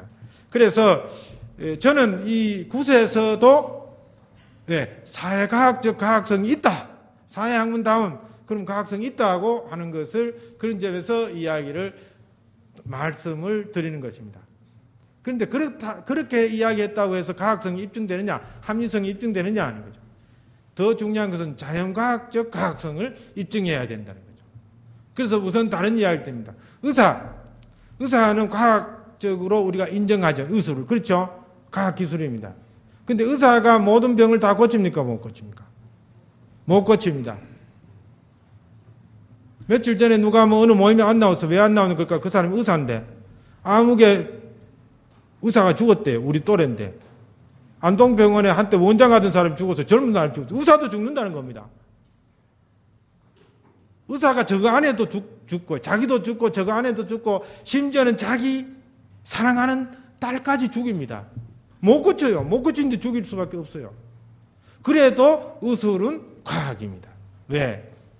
병을 정확하게 진단하고 치유하는 능력이 상당히 있기 때문에 그런데 한때 의사의 오진율이 50% 넘는다 이런 주장까지도 나왔어요. 그래도 그걸 의술로 인정합니다. 그런데 양의사들은 더러 한의사를 인정하지 않는 경우가 있어요. 안동사에서 말이죠. 양의사들하고 만나보면 지금은 그런 감정인데 한의사하고 양의사하고 전에 갈등 관계 있었잖아요. 막 뭐 집회 서로 하고 말이죠. 요새 뭐 검찰하고 경찰하고 뭐 수사권 때문에 서로 겨루기 하듯이 그럴 때가 있었어요. 그때 양의사들은 이게 한의사는 그 의술이 아니라고, 과학이 아니라는 거죠. 무슨 뭐 풀뿌리 따려 먹고 뭐 그게 무슨 약이냐고. 그런데 단 한 가지는 인정하대요. 발 삐었을 때 침 맞이 그거 참 용하게 나더라. 그렇게. 그런데 한의사하고 양의사하고 뭐냐, 병을 보는 눈이 다르고 병을 치료하는 체계가 다릅니다. 시스템이 다릅니다. 그거 다른 것으로 다른 것을 인정하지 않을 뿐이에요. 하나님의 사랑이나 부처님의 자비 궁극적으로는 같습니다. 궁극적으로는 같은데 거기에 이르는 길이 경전이 다르고 구체적인 방편이 달라서 아주 다른 것처럼 인식될 뿐입니다. 그런데 한의사도 지금 과학으로 인정받잖아요. 양의사는 요소적으로 치료한다. 뭐 부족하고 결핍적인 것을 약물을 투여해서 치료하고, 한의사는 주로 그 혈이라든가 맥이 통하지 않는 그 체계를 정상적으로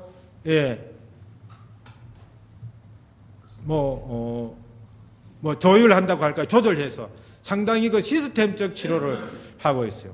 그런데 그거를 상호 인정하지 않습니다. 그러나 한의사도 역시 자기도 죽고, 자기 아내도 죽고, 자기 부모도 사랑하는 부모도 죽고, 자기 자녀도 죽습니다. 다 고칠 수 없어요. 그런데 무당이 구대에서 병을 치료할 수 있느냐 없느냐 이거죠. 상당히 치료할 수 있습니다. 그래서 맨 처음에 병에 걸렸어요. 뭐 며칠 있어 낫겠지 않나요? 그래서 어떻게 합니까? 약방에 가서 약 지어 먹어요. 안 되면 지금은 다 병원에 가서 뭐 조제를 처방을 받아서 이제 약을 받지만 전에는 그렇지 않았잖아요. 그 다음에 이제 약방에 가서 약 먹어가 안 되면은 그 다음에 또 병원에 갑니다. 병원에서 가서 안 되면 종합병원, 뭐 대학병원 갔다가 안 되면 어떻게 합니까? 그 다음에 기도원에 가든지 굿하든지 그렇게 합니다. 마지막으로 거기에 의존하는데, 그런데 과거에 우리 그 전통사회, 조선조 사회, 정말 유교 사회는 상당히 합리적인 사회입니다. 유교라고 하는 것은 비교적 합리적인 사회예요. 그런데 그 사회에서도 해민국이라든가 뭐 이런 그 국립 의료기구가 있었어요. 거기에 의무가 있었다. 의사라는 의자와 무당이라는 무자는 의무가 있었다. 또는 무의가 있었다. 무당들이 거기서 의사 노릇했다. 병을 치료했다는 거죠. 그래서 병 치료에 따라서 뭐 월급도 주고 거기 따라서 세금도 주고 하는 그런 기록이 있어요. 그러니까 무당이 다른 사람보다 병을 치유하는 능력이 있기 때문에 그렇게 했다는 거죠. 예를 들어서 정신병이 있다. 옛날에 뭐 미친 사람 그랬는데 요새는 정신병 또는 정신분열증이라고 그렇게 했는데, 정신분열증을 정신과 의사는 어떻게 짓냐 하는, 원래는 이 몸에 정신이 하나 있었는데 이게 두 개로 갈라져서 이렇게 분열됐다. 그러니까 이게 도는 거죠. 그렇죠? 원래는 이게 내 몸을 운영하다 또 이놈이 가끔씩 나가서 운영할 게 이게 남들 보면 이제 도란 놈이 되는 거죠. 이렇게도 했다 저렇게도 하니까. 또 이 다투고 하니까 이러다 저러다 하는 거예요. 그런데 무당들은 어떻게 보느냐면 이게 분열됐다고 보는 것처럼 원래 이게 하나 있는데 바깥에서 하나 다른 귀신이 들어와가지고 이렇게 둘이 됐다고. 그래서 어떻게 합니까? 이 하나를 들어온 정신을 넋을 쫓아내야 되는. 그래서 하나를 되는 거고. 이건 분열된 것을 어떻게 합니까? 이건 결합시켜야 된다는 거예요. 그러니까 이게 정신병을 보는 것이 무당이 이렇게 다른 거죠. 같은 병을 보는데 한의사하고 양의사하고 다른 게 보는 거하고 마찬가지입니다. 근데 정신과 의사는 어떻게 합니까? 약물 치료합니까? 약물도 치료하지만 더 중요한 것은 상담합니다. 근데 상담에 중요한 것은 이 과거에 이 사람에게 무슨 일이 벌어졌는가를 알아야 돼요. 그 무슨 일이 이 사람에게 정신적으로 억압이 돼서 이런 증세가 나타나는가, 그거를 추적합니다. 그게 잘 드러나지 않아요. 그래서 계속해서 문과한테 드러나지 않아서 뭐 하느냐 하면은 사이코 드라마 같은 거죠. 배역을 줘가지고. 그래서 그걸 드러내면, 옛날에 이런 일이 있어가지고, 고약한 일이 있어가지고, 이렇게 됐구나 해서, 그 원인을 알면 쉽게 치유할 수 있다. 그걸 풀어줘 버린 거예요. 여러분들 아까 무당구다면 어때요? 과거사가 다 드러난대. 자기의 옛날 어릴 때의 일들은 물론 자기 가족사, 대대로 몇 대 할아버지께서 무슨 일이 있었다 하는 거 다 드러납니다. 여러분 구다는 데 가보면요, 조상신도 오지만 심지어 외가의 신, 처가의 신까지도, 외가신이나 처가 사돈의 신은 못 들으니까 문간에 어정어정 그래요. 그럼 무당들이 저기 사돈 이 집 아무개 사돈집이 저 와 있다고. 그래서 죽은 누가 있지? 그러면 뭐 말 맞다고. 그럼 막 눈물 흘리고 막 그럽니다. 예, 그래서 그거 신이 있는가 없는가 제가 지금 뭐 입증할 수는 없지만 어쨌든 그런 셈인데, 그래서 이 병을 보는 인식이 다른 거죠. 귀신이 병을 일으킨다고 보는 겁니다. 그래서 병균도 지금은 뭐 의학에서는 병균이 침입해서 바이러스가 침입해서 하지만 그 바이러스도 무당 입장에서는 그건 하나의 귀신인 겁니다. 병 귀신이 역귀신이에요. 역신입니다. 예, 그래서 구술해서 치유하는 경우가 상당수 있다는 것입니다. 그래서 그것을 과거에도 그게 의무로 활동을 했고 지금도 구슬 통해서 병을 치유하는 사람도 있고 하기 때문에 그것을 인정할 수 있다는 거죠. 그러나 상대적으로 이것은 오랫동안 그 의과대학 학생 또는 한의사를 키우는 한의과 대학하고 달리 막 6년간 그 엄청난 경비와 막 전문가들이 막 이 실험가 그렇게 하잖아요. 근데 무당은 그렇게 양성되지 않아요. 그렇기 때문에 그런 전문성이 적어서 상대적으로 무당이 만약에 그런 수준을 된다면 치유력이 상당히 높아지리라고 생각하는데 그렇지 못하다고 하는 거죠. 그래서 무당의 실력은 천차만별이다. 그것을 우리가 제도적으로 인정을 해야 된다. 그런다 이렇게 이야기한다고 해서 구수의 자연과학적 가학성을 인정할 수 있는 것은 아닙니다. 그런데 구수의 자연과학적 가학성을 입증한 사람들이 있습니다. 예. 미국에서 정신 인류학회지 중에서 이런 에토스라고 하는 잡지가 있어요. 그 1982년도 판에 특집이 샤만스 앤드 엔돌핀이라고 하는 그런 특집으로 연구를 했어요. 각계각층의 전문가들이 이 샤만하고 엔돌핀하고 관계를 연구했다는 거죠. 그 특집이 그건데 그 중에서 레이먼드 프린스라고 하는 사람의 논문에 보면은 다른 사람들 다 논문도 그걸 입증하는 것인데 대단히 흥미로운 논문이 연구가 있었죠. 그래서 구술하면은 환자로부터 엔돌핀이 평소보다가 많이 솟는다는 거죠. 그래서 치유 효과가 있다는 겁니다. 그 다음에 또 하나는 여러분들 의학 용어 중에서 플래시보 이펙트라는 말 들어보셨는지 모르겠어요. 플래시보 이펙트. 예. 우리말로 번역하면 위약 효과입니다. 거짓약 효과입니다. 내가 골치가 막 깨지는 듯이 아파요. 그래서 병을 가서 의사한테 갔더니 이게 왜 골치가 아픈지 몰라요. 그래서 아이고 당신 그 병 원인을 모르겠다.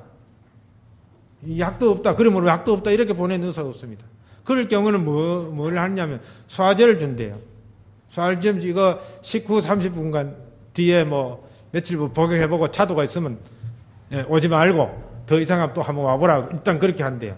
그런데 그 약 먹으면 대부분 낫는다는 겁니다. 환자가 이것은 머리 아픈 데를 치료하는 약이라고 치료약이라고 굳게 믿어버리면 이거 낫는다는 거죠. 그게 플래시보 효과입니다. 그래서 의사들이 도저히 못 고친다고 하지 않고 일단은 그렇게 한다는 거죠.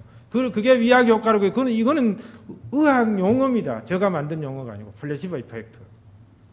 바로 굿이 그런 효과를 가지고 온다는 거죠. 그래서 우리가 사는 마을에 제가 어릴 때도 이웃집에 어떤 할머니가 아파가지고 식음을 전폐했어요. 밥을 못 먹었어요. 그래서 내 자리에 누워있는데 그래서 구술을 하기로 했어요. 그래서 무당이 삽장 열고 들어올 때 그때 자리에 앉아있어가 밥 찾았다는 거죠. 굿도 하지 않았는데. 그런데 서정범 교수가 무당 이야기를 취재해서 낸 책이 여러 권인데 그런 책 읽어보면요. 굿하기로 결정했을 때 이미 나았거나 굿한다고 떡살 담그는데 나았다든가 굿하기 전에 나았는 경우가 굉장히 많다. 이미 굿이 내 병을 치료한다고 굳게 믿었. 그게 진짜 중요한 것은 정신이라는 거죠.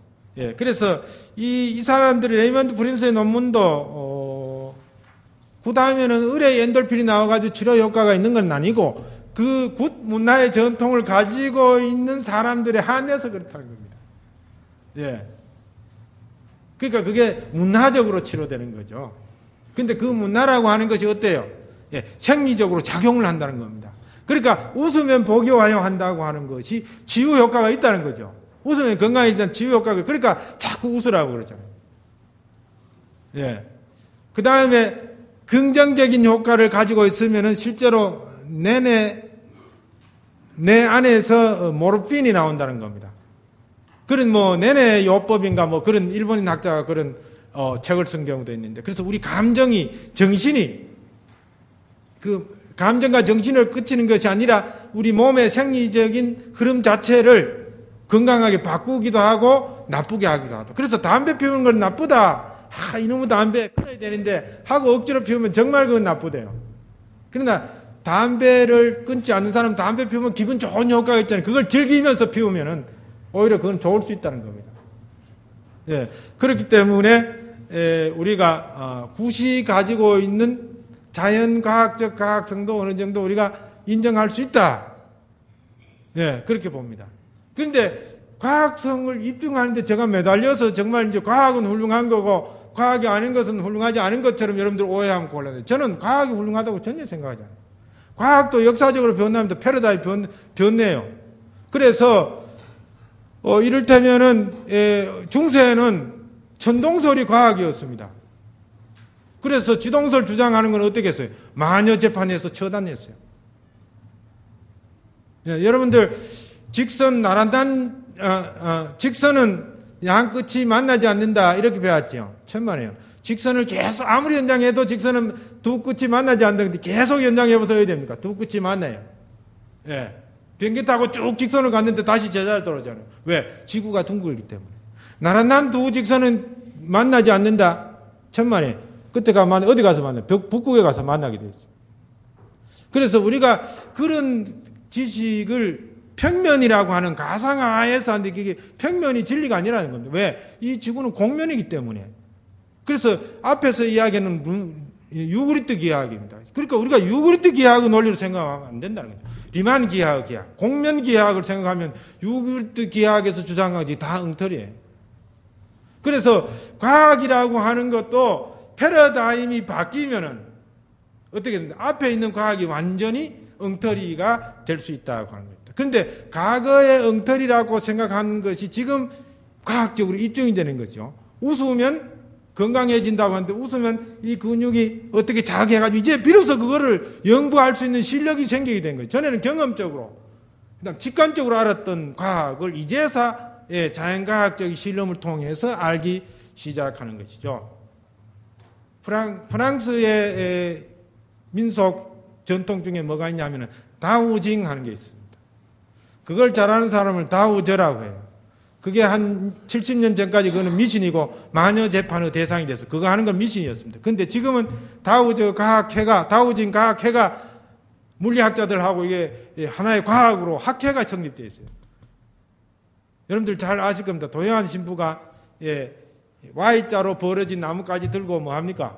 수맥 찾는 거 있잖아요. 그렇죠? 그래서 뭐 땅굴도 찾고 수맥도 찾고. 그래서 이거 들고 가면 막 이게 쫙쫙 당기는 거죠. 그러나 임재가 하면 당길지 안 당길지 뭐 잘 안 당겨요. 그것도 이제 그 다우저라고 하는 전문적인 기감이 발달한 사람이 한해서 그게 되는데, 그게 지금 과학으로 이제 과거에는 이게 마녀 재판의 대상이 되었습니다.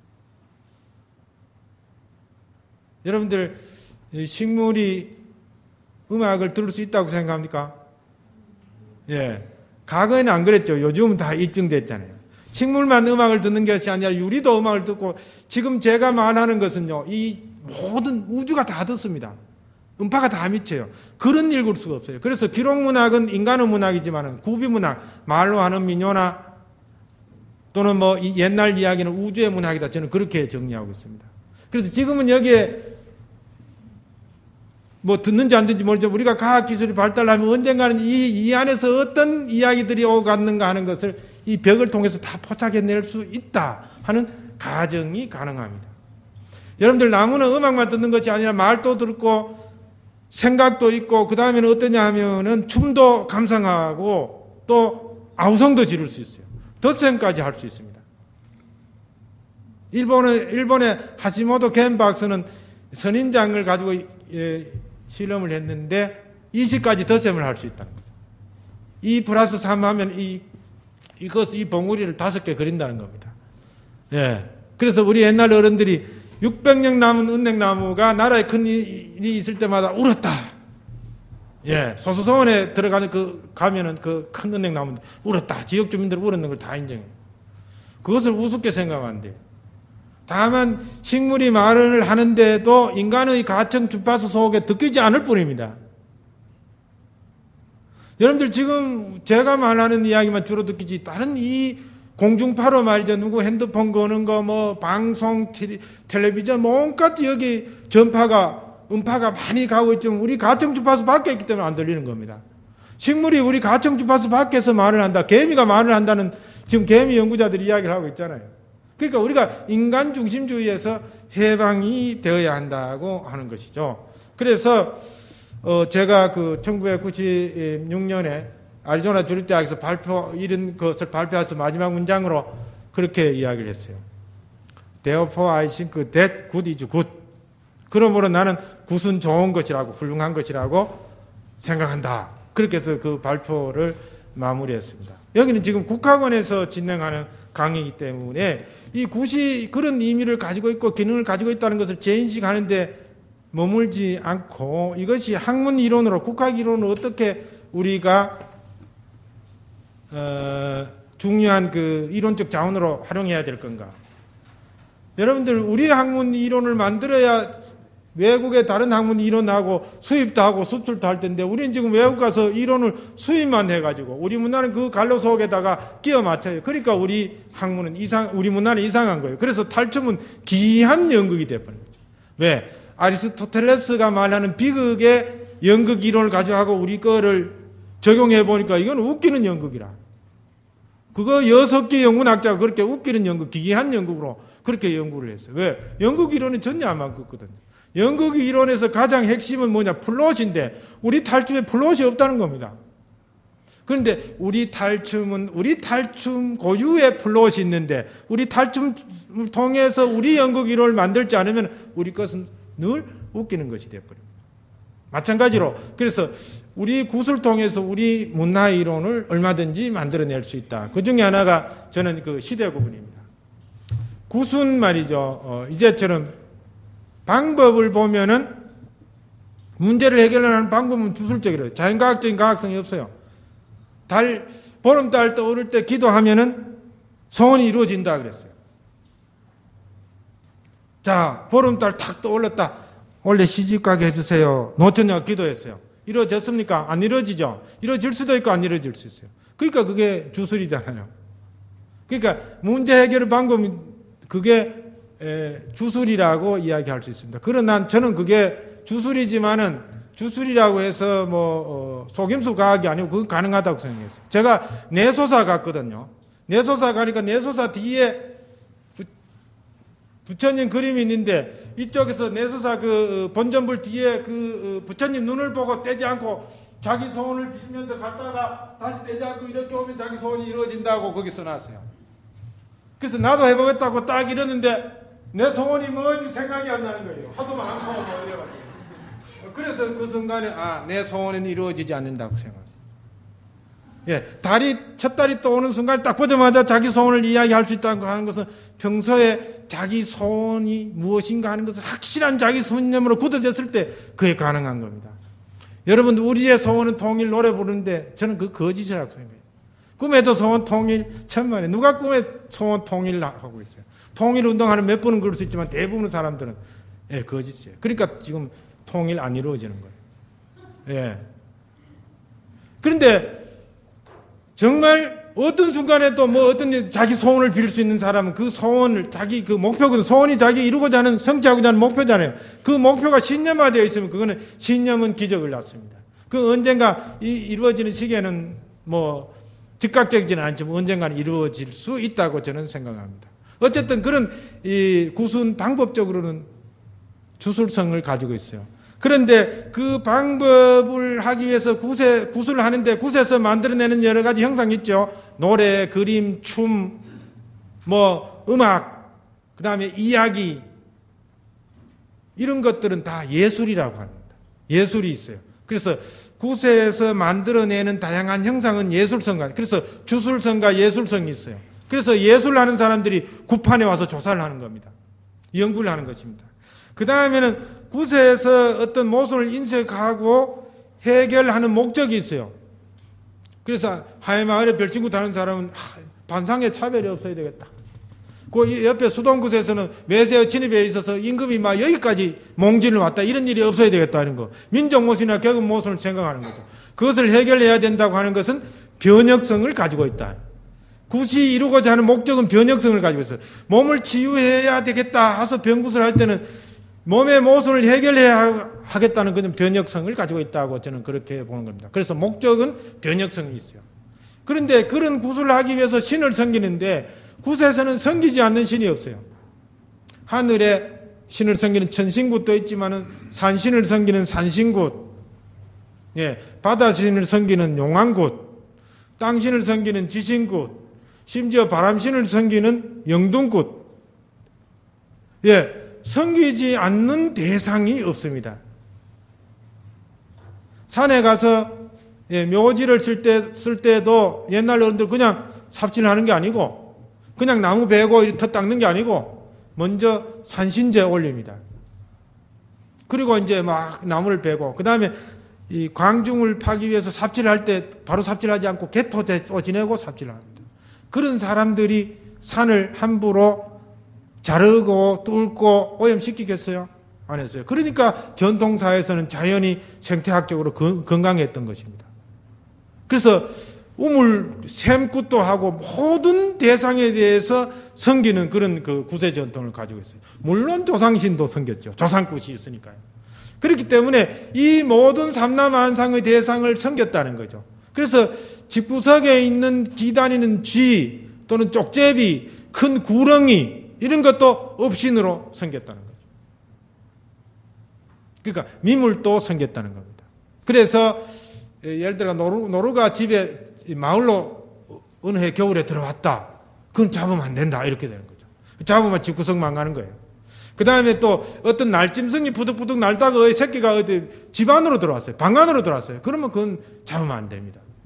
비록 사냥하러 가거나 잡으러 갔으면 갔지. 들어온 건 잡으면 안 돼요. 그게 다 뭡니까? 자연물을 섬기고 공생하는 그런 군 문화의 전통 때문에 그렇다는 것입니다. 그렇기 때문에 군 문화에서 섬기는 대상을 보면은 공생성을 가지고 있다는 거죠. 그게 생태학적 고생. 그래서 저는 시대 구분을 하는데 어떻게 하느냐. 주수르 시대에서 예수르 시대, 예수르 시대에서 변혁의 시대, 변혁의 시대에서 공생의 시대. 지금은 어느 시대냐? 변혁의 시대. 주수르 시대는 모든 문제를 제의적으로 인식하고 주술적으로 해결하려고 하는 그런 문화를 가지고 뭐든지 굿하거나 점하거나 제사를 올려가지고 해결하려고 했어요. 그런데 그렇게 하다가 나중에는 예술적인 표현을 하게 됐다는 거죠. 알타미라 동굴에 들소 그린 사람은 왜 그랬어요?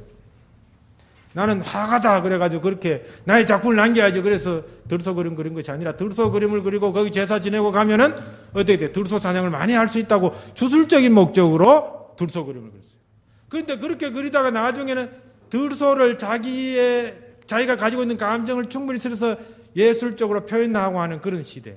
그러니까 하예별신굿은 옛날에 탈춤 추지 않고 그냥 굿만 했는데 마침내 탈춤이라고 하는 연극까지 하게 되죠. 그게 예술적인 표현이죠. 그러다가 이제는 어떻게 예술적인 표현을 해가지고는 문제가 해결되지 않더라는 거죠. 그래서 동학난도 일으키고 만적은난도 일으키고 서양에는 러시아 대혁명도 일어나고 프랑스 대혁명도 일어나서 시민혁명이 일어난 거죠. 그러니까 변혁의 시대, 우리나라도 민주화운동이 끊임없이 일어났잖아요. 그래서 우리는 지금 이 시대는 변혁의 시대 말기라고 생각합니다. 그럼 앞으로는 어떤 시대냐?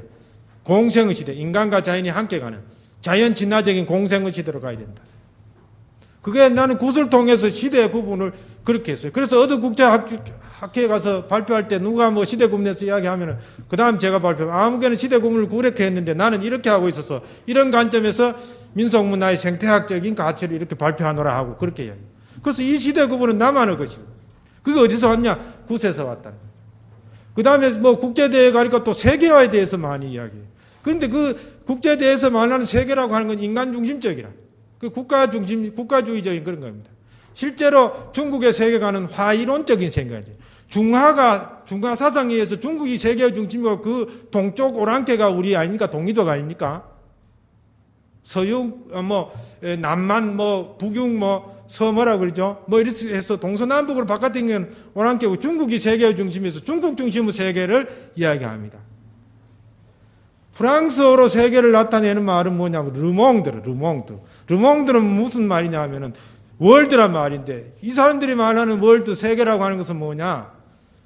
그리스 로마 문명을 중심으로 한 지중해 중심에 속하는 사람들만 그 르몽드 속에서 월드 속에 속하는 겁니다. 이 정말 제3세계를 포함한 모든 국가를 세계라고 생각하지 않는 거죠. 그런데 그래서 우리가 인간만이 가지고 있는 이 국제연합 유엔이 이게 세계냐? 아니에요. 우리 굿에서는 세계가 어떠냐? 이 공간적으로 이 지구에 있는 인간의 세계는 뿐만 아니고 아까처럼 산신도 섬기고 지신도 섬기고 용왕신도 섬기고 하듯이 이 지표면에 있는 인간 중심이 말고 다른 세계를 인정하고 있다는 거죠. 그래서 지하 세계도 있고 영항 세계도 있고 하늘 세계도 있고 그래서 무가 보면은 하늘이 몇 개가 있냐 3,003 얼마 무수하게 하늘 위에 또 하늘이 있고 하늘 위에 또 하늘 지하 속에 또 지하가 있고 지하 속에 세계가 있고 아주 프랙탈적으로 계속해서 나누어져 가는 그런 세계관을 형성하고 있어요. 여러분들 디아드스라고 하는 영화 보셨어요? 그 주인공이 뭐예요? 사람인 줄 아는데 보니까 그게 귀신이고 인간이 오히려 그 밖에 있는 거예요. 지금 우리 여기 살아있는 귀신들이 있는데 이 죽은 귀신들이 여기 와 있어요. 근데 다만 다른 차원에 있기 때문에 인식 못할 뿐입니다. 여러분 구타자 무당이 저기 누가 왔다 그러잖아요. 우리 석사과정에 무당 한 사람이 들어왔는데 홍순범이라고 하는 무당이 앉아있는데 같이 있는 석사과정 집이 나하고 잤는데 옆에 딴 사람이 누가 같이 잤다는 거죠. 그 사람 누구냐니까. 그러니까 우리 눈에는 안 보이지만 무당 눈에는 귀신이 보였어요. 그래서 그 사람이 자취방을 옮겼어요. 네, 그런 것처럼 우리가 인식하지 못하는 다른 차원에서 다른 존재가 있다는 것이 디아드스는 아주 재밌는 발상인데 그런 것을 인정하는 그게 진짜 세계죠. 여러분들 물속에도 세계가 있다는 겁니다. 인간이 물속에 들어가면 죽지만은 물속에 사는 물고기들은 물속에 들어가야 살고 물 바깥에 사람 사는 세계 나가면 어디 됩니까? 뻐끔뻐끔하다 죽잖아요. 그들의 세계는 어디입니까? 물속이 진정한 세계라는 거죠. 그 다음 땅속 세계 너희는 매장시키겠다 하는 건 죽이겠다는 겁니다. 실제로 조폭들 그렇게 하잖아요. 그런데 땅강아지는 어떻습니까? 지렁이는 어떻습니까? 땅속이 진짜 세계고 땅강아지 뺏겨 나와 있으면 곧 죽어요. 그러니까 땅속 세계가 어떻습니까? 그들의 진짜 세계입니다. 짐승들은 산속이 진짜 세계지 들에서는 살 수 없어요. 밀림에서 살고 산에서 살죠. 그러니까 우리는 인간이 지표에서 이렇게 평지에 이렇게 사는 것은 그건 인간 세계인데 굿에서는 이런 다른 제3세계 하늘 나는 새는 하늘이 세계고 물속에 사는 물속이 자기 세계 이런 다른 3차원, 4차원, 5차원 세계를 다 인정하는 이런 세계관이 진짜 세계잖아요. 그런데 더 기맥한 세계는 오늘날 세계하면 지금 당대만 생각하는데 우리 굿에서는 당대만을 세계라고 생각하지 않습니다. 왜 통시적으로 세계를 생각하지 않냐? 구술을 할 때 서두에 지두선이 창세간이 하는 이런 노래 볼 때 보면 천지개벽에서부터 이야기합니다. 다시 말해서 이 우주가 창조할 때부터 노래를 시작해가지고 하늘과 땅이 처음 열리고 그래가지고 역사가 생기고 백두산에 산맥이 생기고 그래가지고 여기 한양 땅 여기 오늘 세종문관에 임재해가 오늘 이런저런 구슬 하노라 이렇게 하는 겁니다. 그래서 굿이 시작돼요. 그리고 그 굿은 여기서 끝나는 것이 아니라 미래에 여기 이 모인 이 중생들에게 어떤 복이 내리도록 미래까지 연장되는. 그래서 태초부터 미래의 삶까지 쭉 통치적으로 연결돼. 이게 진짜 세계 아니겠어요? 그런데 지금 다른 나라에서 이런 세계관을 가지고 있는 문화가 어디에 있습니까? 그런 점에서 세계화를 이야기할 때 세계의 진짜의 문제, 이거는 바로 인간과 자연의 친화를 이야기하는 공생적 세계관, 그러니까 인간 중심적인 세계관에서 벗어나고 당대 중심이 아니라 미래를 위한 지속 가능한 세계관이라는 거죠. 그런 세계관의 이론적인 틀을 우리가 이 굿 문화에서부터 발견해낼 수 있다고 하는 것입니다. 제가 원래 그 20분 전쯤 마치고 여러분들 질의를 받도록 되어 있는데 이야기를 저 혼자 흥분해서 하다 보니까 시간을 좀 많이 썼어요. 저한테 좀 신이 좀 내린 것 같았어요. 예. 그런데 여러분들한테도 막 신이 내린 것 같아요. 신이 난 것 같아요. 예. 그래서 제가 조금 시간을 많이 썼습니다.